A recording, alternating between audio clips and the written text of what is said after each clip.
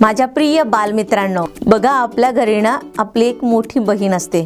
तिचा स्वभाव काय, ती करते काय, ती कशी वागते, कशी बोलते, काय काय करते याचं अतिशय गमतीशीर वर्णन या कवितेमध्ये आलेलं आहे. आज आपण शिकणार आहोत कविता क्रमांक 8, ज्याचं नाव आहे ताई.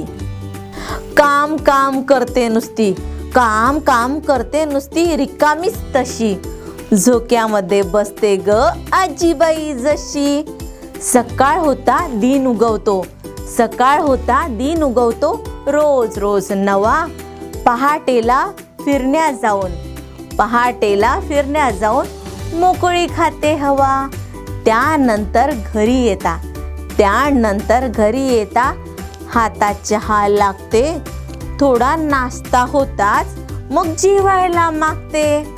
तशी माझी ताई आहे, वयाने खूप तरुण, तिच्या आळसाला कंटाळून मन येते भरून.